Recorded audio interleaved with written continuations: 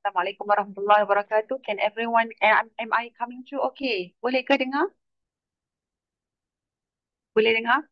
Ke tak? Tak clear? Yes, Okay, clear. Dr. Mohamad. Yes. Okay, thank you, Prof. Nunung. Yeah, okay, thank you very much. Okay, so Bismillahirrahmanirrahim. Once again, Assalamualaikum warahmatullahi wabarakatuh. Pertamanya, insyaAllah saya ingin mengucapkan berbanyak terima kasih kepada rakan kolaborasi kami. Alhamdulillah, kita ada 3 universiti dan juga institut lah di sini. Universitas Pajajaran, kemudian kita ada IAIN Sultan Amai Gorontalo dan UIN Sunan Ampel. Dan saya sebagai rakan penganjur bersama dengan universiti-universiti dan juga institut tersebut mengucapkan berbanyak terima kasih di atas usaha sama ini. InsyaAllah mudah-mudahan kita akan terus berkolaborasi insyaAllah. Baik, saya diberikan masa kurang daripada 15 minit. Jadi insyaAllah saya akan cuba sampaikan sesi saya pada hari ini. Terlebih dahulu saya perkenalkan diri, Kartini Kamaruzaman. Saya dari program New Media Communications, Fakulti Kepimpinan dan Pengurusan, dan tajuk untuk saya kongsikan pada hari ini insyaAllah berkaitan dengan empowering youth for social change through religious values and digital campaign. Baik, saya teruskan kepada yang seterusnya. Untuk dalam aspek pengenalan, introduction about my sharing today is about digital platforms. That is, I would like to focus on the aspect of digital campaign particularly. Minta maaf ya, saya minimize sebab saya tak nampak peserta di paparan skrin, jadi saya minimizekan untuk lihat anda semua juga di sini. Okey, yang pertamanya kita nak melihat, we want to look digital platform as a tools for communications and also behavior change, and a part of it that is to advocate in terms of social issues. So what we also would like to see how digital campaigns can also transform values and also messages, and then move forward, that is to mobilize the communities and also peoples around us. So my research here that I would like to share is regarding how digital media, particularly digital campaign, can provide such a transformation within the society itself, but in line with the integration of Nakli and also Akli. Nakli here I would like to refers to reveal knowledge, seperti ilmu wahyu, Al-Quran, hadis dan sebagainya. Whereas for Akli, that is regarding rational knowledge, how we make use of our thinking, logic fikiran kita. Yeah? So that remain of the areas that I would like to fill in the gap in the field of digital media campaign. So this is my gap of study. So when I conducted the study, I would like to add or address or raise focus on these issues. The first one is I want to investigate how the integration of Nakli and Akli, for example, can fill in the gap of digital campaign perspective. That is number one. And then for number two, I would like to focus on how the integration of Nakli and Akli can empower particularly Muslim youth to engage in social issues. Ini yang saya ingin cuba bawakan di dalam kajian saya. That is how they can collaborate and also brainstorm the ideas with the community. I believe Dr. Mustakima has also experienced this Sulam project, Service Learning Malaysia University for Society with us, with USIM. So Alhamdulillah for that opportunity. And then number three, what I also like to propose in an approach sebagai satu kaedah bagaimana kempen itu boleh dijadikan satu pendekatan kempen yang dengan integration of Nakli and Akli. So these three overall gap that I would like to address. But before that, I would like to come into the literature review. What are the dimensions that we should focus in digital campaign? So the first one is we need to understand what does it mean by digital media. So from my understanding, it is crucial for me as researchers and maybe other researchers out there that focusing on digital media and also campaign. So we need to understand what what is the definition behind the digital media. Of course, it helps us in terms of the content creation, for example, distribution and access to the information that is through electronic devices. And now we have social media platforms, a part of websites, mobile application, and so on. But it comes with these characteristics, that is, it has interactivity, immediacy, nak pantas, nak cepat, and broad accessibility. So we are looking at criteria or factors in digital media in order to help us to escalate our digital campaign. So now we come to the second part, that is the campaign or digital campaign. So it has a different meaning between digital media. So for campaign, let's see the meaning first. It is a communication context that are organized effort. So it requires continuous effort, systematic effort. Unlike daily life, we usually post our our personal posting, like what we have for our dinner today, like that. So, but in campaign, it is an organized effort that we need to have our critical mind on how to influence public knowledge, for example, on how to influence the attitudes of people or their behavior, for example. So we have a time frame for this.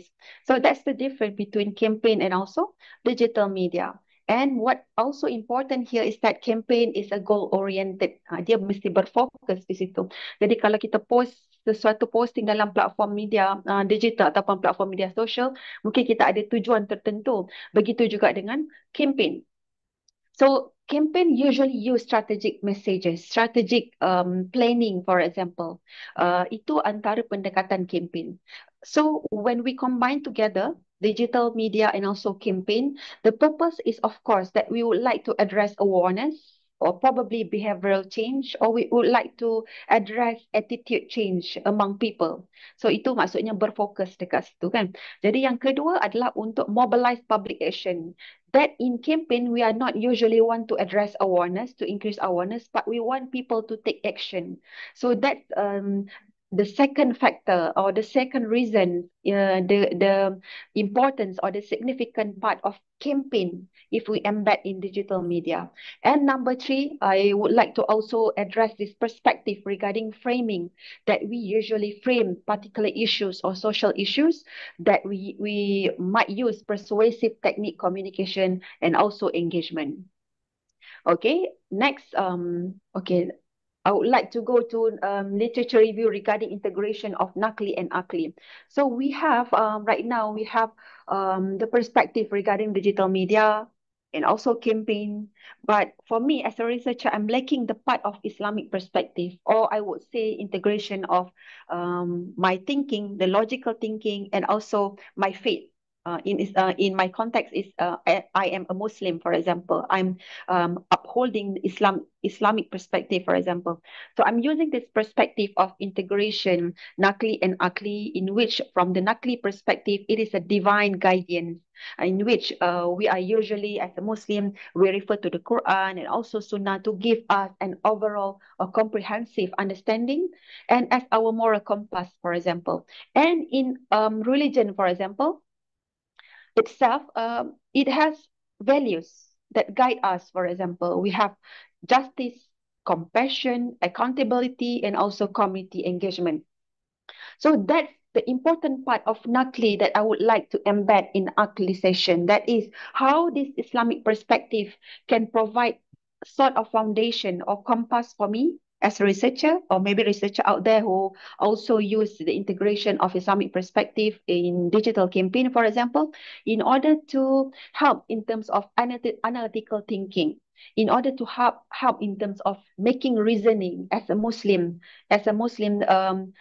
individual, for example. So this kind of perspective embedded together, Nakli and Akli, that I found is very important for me. So the merging of two domains that I call can help to facilitate the balance between those perspectives. That means if I'm only using Akli, I will miss the Nakli perspective. So a part of it that Allah mentioned in Surah Fusilat, for example, we will show them our signs in the horizons and within themselves until it becomes clear to them that the Quran is the truth. So this is the guide for me. as a researcher. I'm talking about myself as a researcher. But I think if anyone else out there that also looking for this foundation, how digital campaign that I usually discuss in so-called of kita boleh cakap apa dalam konteks yang terbuka kan, jadi bagaimana kita boleh embed perspektif Islam itu ataupun perspektif agama di dalam konteks ini, because in other relevant discussion about digital campaign, for example, people are talking about religion. So macam mana religion itu secara spesifik, we are talking about Islam, boleh diembedkan di dalam perspektif ini. Okey, yang seterusnya, yang satu lagi yang mungkin kita tidak boleh terlepas when we talk about digital campaign, of course we are looking towards the impact. Apakah impak dia terhadap perubahan sosial? So I'm bringing this perspective together. That is social. That is about social change in terms of communication and how people, I mean, real people can engage in social media platforms. So we call it as digital engagement. So kita tidak pada zaman ini kita tidak lagi melihat engagement itu dalam konteks campaign on the street, for example, di atas jalan, demonstrasi. But we also have audience in online environment. So I think that digital campaign perspective is very important in this aspect. So what is social campaign? So it is a transformation of societal norms yang kebiasaannya mungkin orang lihat perkara itu biasa, dia menjadi oh ini luar biasa, bagaimana idea ini boleh wujud sebagai contoh. So a transformation of societal norms, the values, institution and also behaviors that lead to the new patterns of interaction and also organization. Saya menggunakan juga pandangan daripada Sharpie sebagai contoh. Jadi bagaimana social change ini boleh melakukan perubahan occurs between the grassroots. Grassroots ni maksudnya daripada akar, from the root, daripada orang di sekeliling. Kemudian boleh influence orang yang di luar negara sebagai contoh, di peringkat nasional, di peringkat international. Jadi itu antara contoh perkara-perkara yang kita lihat how social change or digital campaign can impact the social change. So digital platform also plays an important role in this. It foster participatory engagement in which individual are not just consumer. Kita bukan lagi consumer yang hanya consume, but we are also the agents of transformation. Kan, kita juga terlibat contohnya kempen-kempen Palestin sebagai contoh, menyatakan solidariti kepada mungkin satu kerajaan ataupun satu community. So we advocate for reform ataupun idea-idea tertentu. So in this context, I would like to address the gap. Macam mana sebenarnya Islamic perspektif ataupun kita cakap tadi Naqli and also Islamic perspektif tadi tu boleh digunakan secara bersama dalam konteks ini. So for example, values such as kita boleh nampak values dekat sini when we support a particular campaign like for good cause, kan, untuk satu perkara yang baik, dia boleh menjadi amal jariah, continuous good deeds. Kita menyampaikan satu pesanan ataupun awareness that is for example, kebersihan itu satu perkara yang baik, sebahagian daripada iman. So it's kind of continuous good deed yang kita ingin sampaikan kepada masyarakat. And Hizbah, for example, social accountability. We want that everyone else in this world feel accountable. Maksudnya apa-apa perkara yang mereka lakukan, mereka akan berpegang balik kepada tindakan mereka. Jika mereka membuat kerosakan, maka mereka sepatutnya bertanggungjawab terhadap kerosakan tersebut. So we want to ensure that this perspective can also be embedded in our today's life, insyaAllah. Okey, jadi yang seterusnya, kalau saya boleh pergi kepada peringkat yang seterusnya, kita ada mungkin kurang berapa minit lagi ya, Urus Setia?